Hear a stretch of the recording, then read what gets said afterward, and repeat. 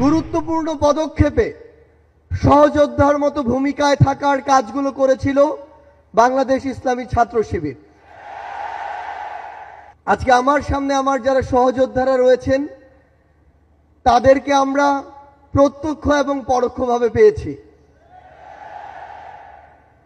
এই অভ্যুত্থানের রাজপথে থাকা, পরামর্শ দেওয়া, গুরুত্বপূর্ণ পদক্ষেপে সহযোদ্ধার মতো ভূমিকায় থাকার কাজগুলো করেছিল বাংলাদেশ ইসলামী ছাত্র শিবির। আমরা আমাদের জায়গা থেকে স্পষ্ট একটি জিনিস বলতে চাই যে কেউ কোনোদিন কোনো সত্যকে চাপিয়ে রাখতে পারে না। সত্য প্রকাশিত হওয়ার সময়ের শুধু অপেক্ষা। এই ফ্যাসিস্ট বিরোধী যে এক বিপ্লব, এই বিপ্লবে আমার সামনে উপস্থিত থাকা আমার সহযোদ্ধাদের বিপ্লবী সালাম। বিগত 16 বছরে খুনি শেখ হাসিনা যাকেই তার পটেনশিয়াল থ্রেট মনে করেছিল তাকেই যেভাবে পেরেছে নানা উপাধি দিয়ে, নানা তকমা দিয়ে ব্লেম গেম খেলা যেটি ছিল সেই খেলায় মেতে উঠেছিল।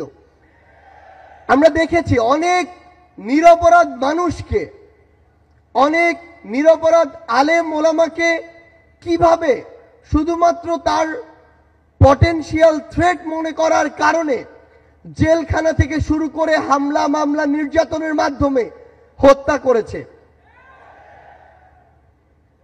আমরা আমাদের জায়গা থেকে মনে করি যে বাংলাদেশ ইসলামী ছাত্র শিবির সহ বাংলাদেশের এমন অনেক গুরুত্বপূর্ণ ব্যক্তি ছিল, সংগঠন ছিল, যাদেরকে বাংলাদেশে এই স্বাধীন দেশে বেঁচে থাকাটা তাদের জন্য দুঃসাধ্য করে রেখেছিল। আমরা আমাদের জায়গা থেকে শুধু আপনাদেরকে একটি কথাই বলতে চাই,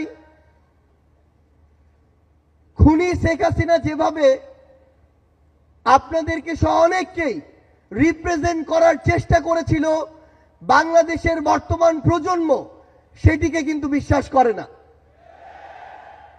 বর্তমান প্রজন্ম ততটুকু বিবেকবোধ সম্পন্ন বলেই এই ফ্যাসিস্ট খুনিকে এই দেশ থেকে বিতাড়িত করেছে এবং তার দেয়া প্রেসক্রিপশন আগামী প্রজন্ম হজম করে না বলেই তাকে এই দেশ ছাড়া করা হয়েছে।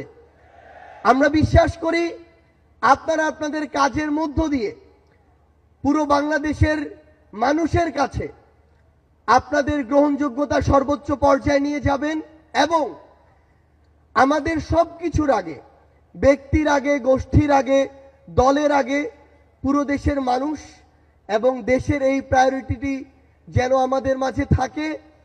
আমরা বিশ্বাস করি 24-এর অভ্যুত্থানে আমরা একসাথে হাতে হাত রেখে, কাঁধে কাঁধ মিলিয়ে, এমনকি পরিকল্পনার টেবিলে একসাথে বসে যেভাবে আমাদের কাজগুলো করেছি, আগামীর বাংলাদেশ গঠনে দেশের স্বার্থকে সবার আগে রেখে আমরা একইভাবে ঐক্যবদ্ধভাবে কাজ করে যাব।